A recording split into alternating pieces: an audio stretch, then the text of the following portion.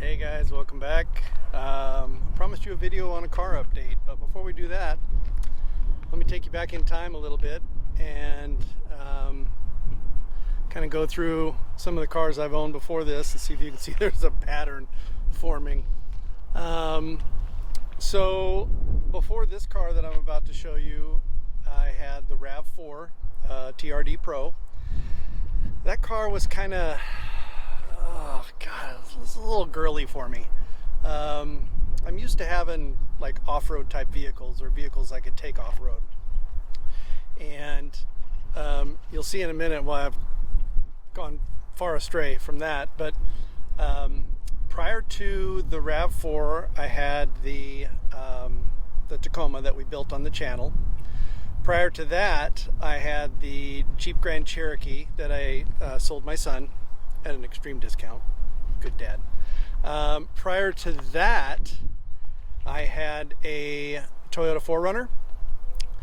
That one was white. I had a white Toyota 4Runner, and then I went to the white Jeep. Prior to that, I had a Toyota 4Runner. That one was silver, and this is like every 3 years. I was turning them every 3 years on a 3-year lease because I was writing it all off on my business. Prior to that, can you guess what it is? Can you guess? Can you guess? Yes, another 4Runner, and that one was black. So 3 4Runners in a row. Love those things. Let's see. Prior to that, I had the Tundra. I think that was, I had a big white Tundra. And then, let's see, what did I have? I think then it was back, or now we're back to like 2006, 2007. So this was before the real estate crash. And of course I was, a baller back then. Wish I had that money again. So I had altogether, I had a Ford F-250 Harley Davidson 4-wheel drive. I had a Infiniti Q50 for my sedan, and then for my sports car I had a Porsche 911 Turbo S. I had a 3-car garage, so it was easy to hide all those. Oh, and in between all of these, in various stages, I've had 3 Harley Davidsons, 3 Harley Davidsons, 2 custom bikes. My first one was a PFK1, second one was a Titan, and then there was Harley Davidsons mixed in there. And then for about 3 months, I had a VFR 1200, and that scared the shit out of me. I'm going down the freeway thinking I'm doing 80, I'm doing 105. So I figured I was going to die on that bike if I didn't get rid of it. So I got rid of it and got another Harley after that. And then I've got, the one bike I did a video on just last week that I'm selling now. And then I've now purchased a new bike, which will be on the video after this. So stay tuned for that.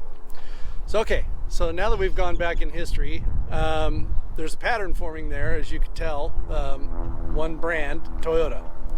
I did have a couple prior to those, but I won't go into it because I like my mom says, if I had the money you've given away on cars, I would be a multimillionaire. She's probably right. So, anyway, without further ado, let's give you a shot of this bad boy. So, what you're looking at is the 2024 Lexus RX 500H. It is the premium package, so it has all of the bells and whistles. It has a ginormous sunroof. Sorry, it's a little windy and I got my dead cat on the mic, so hopefully that's helping. It is obviously an F-Sport. It has 366 horsepower. 100 of that comes from the rear electric motor. There is no drive shaft to the rear wheels on this car. There is I believe it's a 2.4 or 2.5 liter turbo engine up front, that delivers the rest of the horsepower. This thing is, oh my God, quick. Because of the electric motor, it just instant horsepower, well, instant torque really, and it gets up and goes. This is a heavy car. Honestly, this line is built off the Toyota Highlander, which I believe is built off the Camry platform, but obviously with Lexus they beef up everything and they dress everything up real nice. Let me show you the interior while we talk about it. So I'll tell you about the price. Oh, sorry, I forgot to take my goodies out. This is my knee pad because I'm going to be doing some work on the bike in future videos for you. But I love the red interior with the felt touches. It does have the Mark, I don't know if you can see that, Mark Levinson sound system. This thing is the best stereo I've ever had in a car. It absolutely rocks. There is nice felt on the seats, and you've got obviously heated and cooled seats. Nice little aluminum touches everywhere. F Sport. At night the door shows Lexus on the ground, little light, that's fancy. Ooh, there's a gun, America.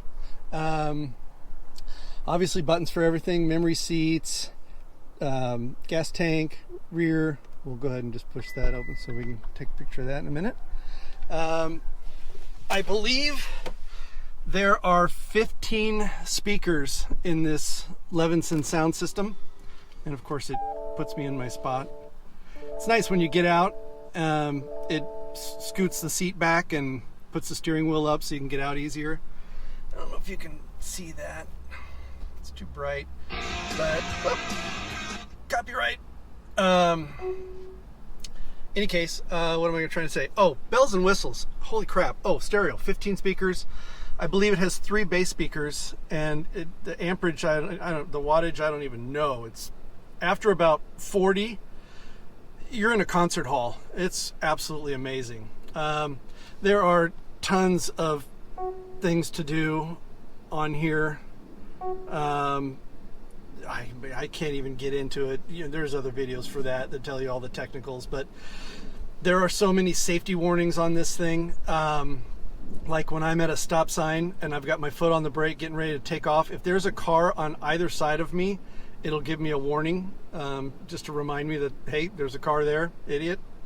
Lots of storage. Got all my stuff down there. You've got a phone charger down here. You've got more USB-C. You've got a USB, and then you got a USB-C, and then 2 more USB-Cs here. In the back seat, I didn't get in and show you, but there are USB-Cs back there, and it's also climate controlled. They can adjust their own climate control back there. It's pretty sweet.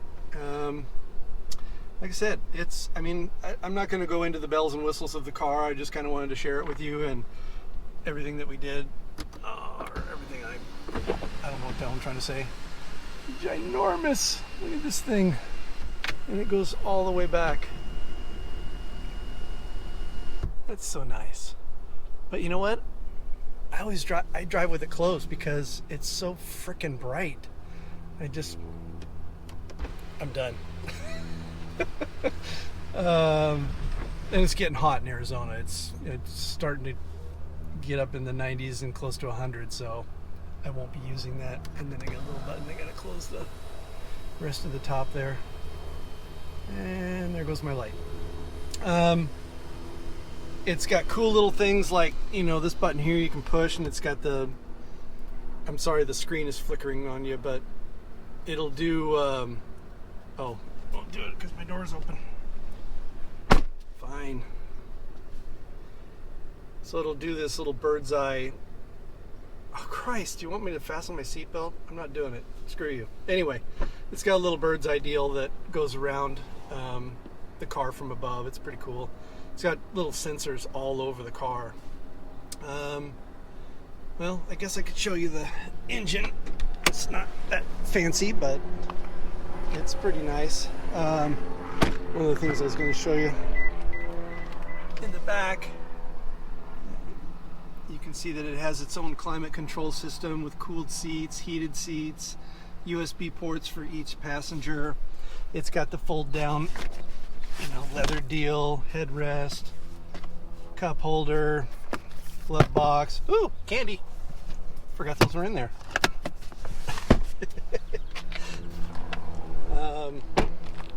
The rear is nice as the camera focuses. There we go. These are all electric, so if you want to put your seats down, up or down, you can do that. You've got charging ports. You've got more speakers back here. You've got a ginormous bass speaker here. There's another bass in the driver door and the passenger door. You've got a 110 outlet. You've got a little storage compartment here that I don't use for your tire. Let's hope I don't ever have to use that, right? Got a little first aid kit. Pretty nice. And then your button. And you can do it both ways, so you can hit this and it'll lock it after you're done, but obviously I don't want to do that. Let's see what else.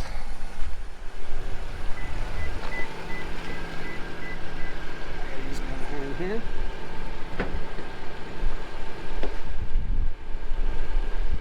If I can find it. There we go. One-handed. So there's the 2.4 turbo engine. Nothing special. It's an engine, but it definitely gets up and moves. This thing is super sweet. Let's see, what else can I tell you? Other than the day after I bought it, I regretted it. I think, and I didn't listen to my own rules. I usually sleep on large decisions, anything I spend a lot of money on. I'll tell you the price in a minute. Hold your seat pants. I usually sleep on everything, and I didn't. So I kind of broke my own rules. But it's a super nice car. It really is. It's posh, you know what I mean? It's just really nice. And I'm not that I'm not used to it, because I've owned Lexus before. I've owned a GS 400, which is the 4-door sedan. I've owned a Land Cruiser. I've owned what was the other one? ES 300. That was the very, very first one, which was basically a Camry. And then the GS was after that, and then so I had the GS at one time with a with a Toyota Tundra, another Toyota product. And in any case, I digress. I kind of regretted it because it's just not who I am anymore, the fancy stuff. Yes, it's nice to have. It comes with a payment, obviously. But I'm more of a, not that I do it a lot, an off-road guy. I like trucks. I like 4Runners, obviously.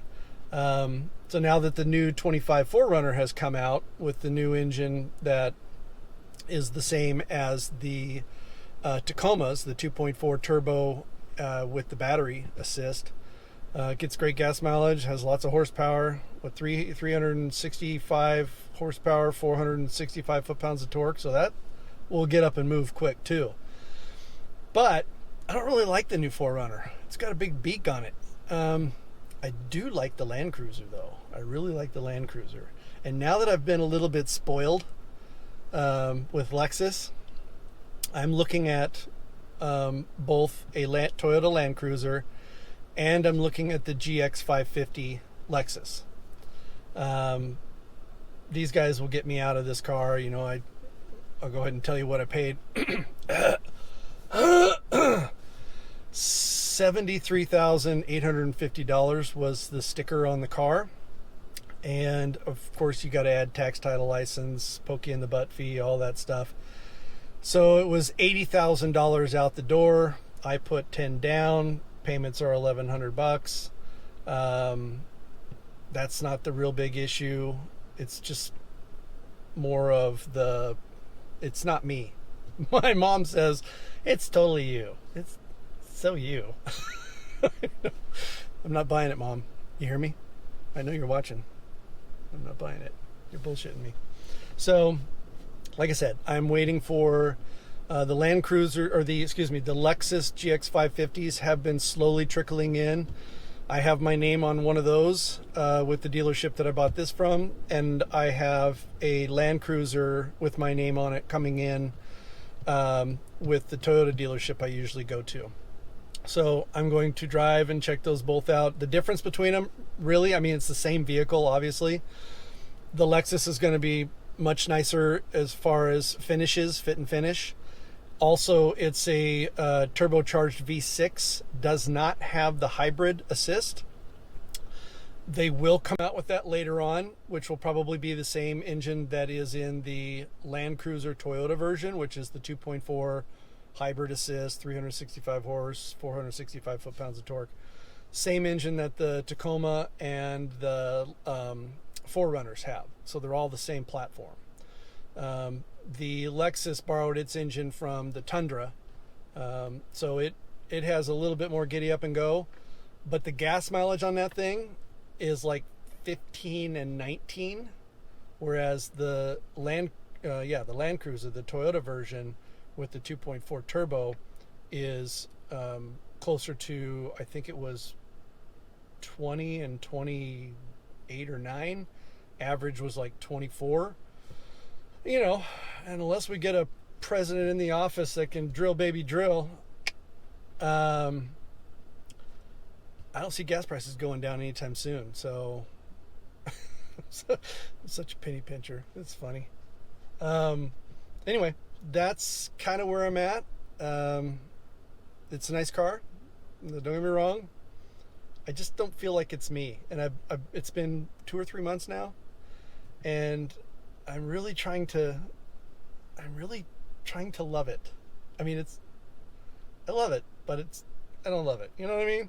It's like, I think I made a mistake, and I didn't sleep on it. Damn it. If I had slept on it, I wouldn't have bought it. So, there you are. It's a beautiful car. Love driving it. Quick as snot for a heavy car. 0 to 60 in like 5.5 seconds. This fricker moves. But yeah, so the next video I have coming up for you guys is the new bike that I just bought. And if you go back, you'll know why I bought a new bike from the last bike video that I did from the CF Moto 800 that I have, which I'm selling, by the way. I already had one low ball offer. I'm like, pound sand. I own that one free and clear. I don't need to worry about selling it or whatever. And then I usually do financing on stuff like this, and then I use all my trades that I do in my day job, I guess you'd call it. It's not my day job, but whatever. My investments. So I have investments in crypto, right? Those are long-term holdings, but I also have money in Charles Schwab and E-Trade, and I do trades. I follow a trading pattern. And so every Friday I pull out all my ups. I try and keep a baseline of a certain amount of money in each account. And then everything I get from my trades over and above that, I pull out on every Friday. And so I use that money to pay everything off. Like, I'll have that bike paid off. I mean, I got a great deal on it, which I'll tell you about in the next video. Smoking deal. As far as I'm concerned. And I had slept on that a couple of nights and felt great about buying it. Completely different ride than what I'm used to with the Harleys and stuff, but it's nice and it's so comfortable. Anyway, next video. So anyway, yeah, I take those funds and I prepay my rent, I prepay my bills. I don't have any bills really, and prepay my car payments, and I pay everything down. Like, I was going to try and have this paid off by the end of the year, 24. I'll have the bike paid off in 2 or 3 months. But yeah, so that's it in a nutshell. Subscribe, follow along. See you on the bike video. Ta-ta for now.